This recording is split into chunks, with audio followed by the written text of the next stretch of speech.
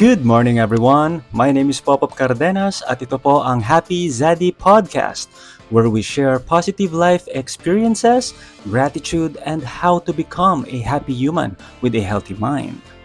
Just a disclaimer, I'm here to share my life experiences, successes, and failures.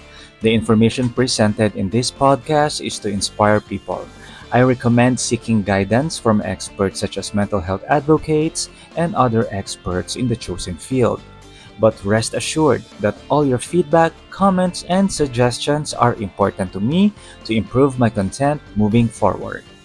Welcome to episode 19, kung saan tatalakayin naman natin ang isa sa pinaka-importante, pinakamasaya, at pinaka-stressful na pangyayari during the holidays, ang pagsasalo-salo ng mga magkakamag-anak tuwing Noche Buena, Pasko, at Bagong Taon. Ready na ba kayo? Ako hindi pa. But on a serious note, family gatherings are one of the most important and enjoyable celebrations of the year. Pero it also causes a lot of anxiety and stress bago pa ito magsimula. Kasi we will encounter toxic relatives and family members once again in one room. Dealing with really difficult relatives can affect our mental health. Magbibigay ito ng sandamakmak na stress, instead na sana maging masaya ang celebration. And all of us need to be aware of that.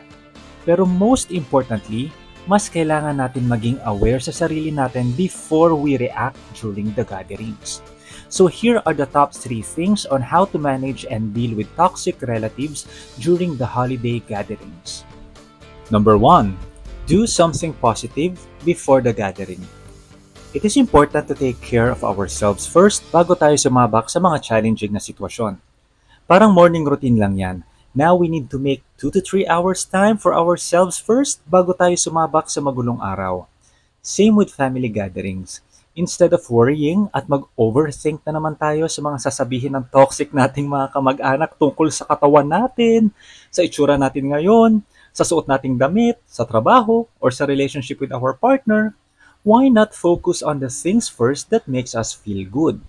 And also, look for the positives na meron sila, or mga magagandang bagay na ginawa nila sa ating before, instead na mag-focus tayo sa mga negatibong pag-uugali nila.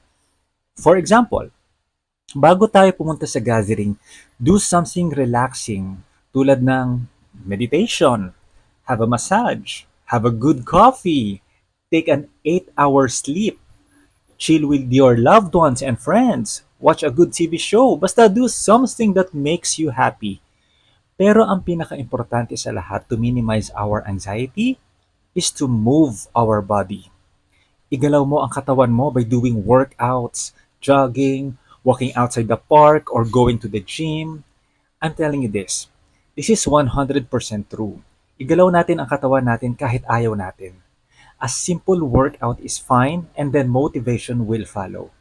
If motivation is at the momentum, our happy hormones will promote positive feelings all throughout the day that will discard negative feelings and anxiety. Ano nga ba itong mga happy hormones? Ito yung dopamine, serotonin, oxytocin, and endorphin. If we work out and do something fun and positive, yung dopamine natin, also known as the feel-good hormone, will increase our pleasurable sensations. Ang serotonin naman ang magre-regulate ng mood natin. Kaya importante na nakakatulog tayo ng 8 to 10 hours a day kasi it will regulate our mood, digestion, memory, and overall health. Being active and doing something good also activates our oxytocin. Ang oxytocin naman, or also called the love hormone, promotes empathy and strong bonding in relationships, which is sobrang importante sa family gatherings. And lastly, ay yung endorphins na nagpo-produce or napoproduce in response to discomfort or stress. Ito yung natural pain reliever ng katawan natin. Kasi it activates kapag masistress na tayo sa mga toxic na kamag-anak natin. Kaya sobrang importante na unahin muna natin ang sarili. Do something relaxing and positive. Walk or run outside. Do a quick workout or meditate bago tayo makipaghalubilo sa ating mga kamag-anak during holiday gatherings. Actually, hindi lang ito applicable sa holiday gatherings ha. Sobrang importante na i-practice ito araw-araw kahit walang celebration or events. Do something positive first thing in the morning para sa sarili before tayo sumabak sa mundo. Number 2, stay away from sensitive topics. Sa mga family gatherings, hindi natin maiiwasan ang mga sensitibong mga diskusyon tulad ng politics, religion, career, and social status natin sa buhay. Kapag ganito ang mga usapan, limit yourself or put some boundaries sa sitwasyon. We are aware naman kung saan dapat tayo magsasalita, saan tayo lulugar, at kung ano yung kailangan nating iwasan. Always set boundaries for healthy conversations and interactions. Umiwas tayo sa mga topics na pwedeng mag-cause ng arguments na maaring makasira ng relationship sa tao in the long term. Tulad ng politics and religion na sobrang sensitibo ang topic kasi iba-iba ang paniniwala natin pagdating sa politika at faith. At hindi natin pwedeng sabihin na kami ang tama at kayo ang mali kasi tingin natin sa kanila ay oposisyon. Well, ganun din naman ang tingin nila sa paniniwala natin. Kasi most of the time, hindi pa rin sila maniniwala sa atin kahit anong pilit natin isaksak sa utak nila ang pananaw at paniniwala natin. Hindi lahat ng tao bukas ang pag-iisip. This is one of the topics that I eradicated completely in my life. I lost friends and caused some bad relationships with relatives dahil sa mga pananaw ko dati sa politika. Kaya I stopped. I stopped like I realized na hindi ko makikita ang self-growth or personal development sa gobyerno o sa mga politikong gusto natin. Na-realize ko na they just really care about themselves, their job on how to make the country better, pero hindi nila talaga tayo tutulungan sa mga pangarap at kailangan natin sa buhay. Kasi may problema at issue din sila. Tayo ang kusang kikilos to make ourselves and lives better. Tayo lang ang makakapagbigay solusyon sa mga problema at mga mithiin natin sa buhay. Kaya it's useless makipagtalo pagdating sa politika. Ganon din sa relihiyon at paniniwala sa ibang tradisyon o paniniwala natin sa tradisyon natin. We just need to be mature, step back, and be aware na magkakaiba tayo ng mga pananaw sa buhay. If we want to share our outlook and beliefs sa tao, we should ask them first kung maaari bang i-discuss ang topic na ito or hindi. If someone insists on discussing something or someone brings it up and you feel uncomfortable, let's try to change the subject or the topic in a polite way. Or if not, you can excuse yourself and just walk away. Hindi pambabastos yun.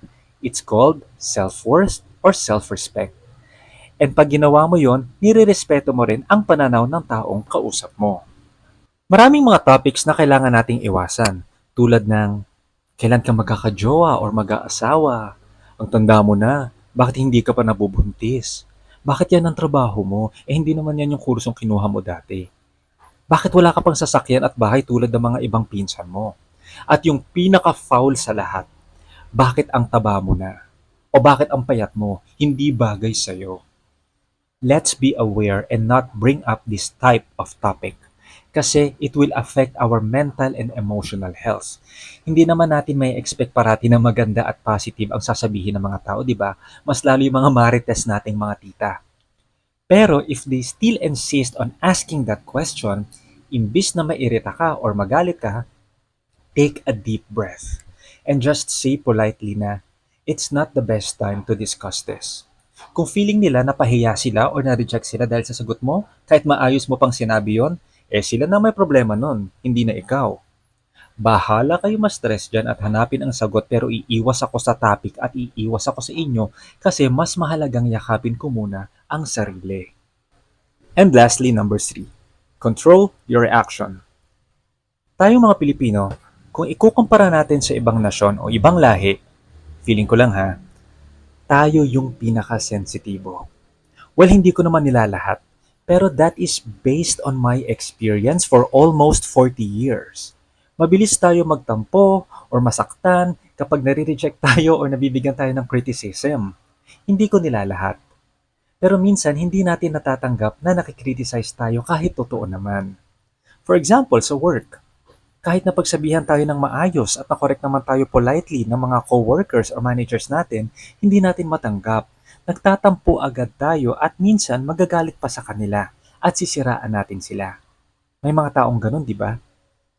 Tulad sa mga family gatherings din, hindi natin makokontrol yung mga tanong at gustong sabihin ng mga kamag-anak natin kung anong gusto nilang sabihin sa atin. Mas lalong-lalo na ang mga tito at tita natin na sobrang insensitive. Kasi lumaki silang ganun eh. Para sa kanila, mas interesting pag-usapan ang mga sensitibong bagay para makita nila kung ano ang estado at sitwasyon mo sa buhay ngayon. Para may topic, para may chismis, para may gossip na ikakalat, para makita nila kung naghihirap ka ba o nagsastruggle ka ba sa buhay. Kung umasenso ka naman, taas kilay pa rin sila. Di ba? So saan tayo lulugar? Hindi naman natin pwedeng sabihin na, "Oy, bawal nyo sabihin ito o bawal nyo tanungin sa akin ito ngayong family gatherings. Bawal nyo tanungin itong mga bagay na to. Ito yung mga kailangan nyo lang tanungin." Walang ganun. Kaya, expect these kinds of questions and topics. The only thing that we can do is to stay away or be proactive with our response. Hindi natin sila makokontrol eh. Kaya tayo lang ang makakakontrol sa sarili natin. Tayo lang ang makakakontrol ng feelings, emotions, and reactions natin. Kaya if they ask rude questions na hindi naman nila sinasadya o namamalayan, again, just do these two things. You can say politely na, "Wag muna nating pag-usapan ito. We can discuss this in a separate room na tayong dalawa lang." Or just excuse yourself and simply walk away and spend more time interacting with the people, cousins, and relatives that you like. Let's celebrate our family gatherings with full of love and respect, mas lalo ngayong Pasko at Bagong Taon. Not only during the holidays, but every time na magkikita-kita kayo. Kasi at the end of the day, kadugo pa rin natin sila. And these people play some part in our lives. We need to avoid bad blood with them kasi they are still part of the family. And that's all we have for this episode at sana marami kayong natutunang mga bagay. But before I end this episode, I will truly appreciate it if you share this episode or this podcast to your friends, to your colleagues, to your family, because I am more than happy to share good energy with people. So uulitin, ako si Popop Cardenas and this is the Happy Zaddy Podcast. And just a message. Don't be hard on yourself and avoid negative self-talk so you can also share kindness and good energy to the people around you. Again, my name is Popop at maraming salamat po.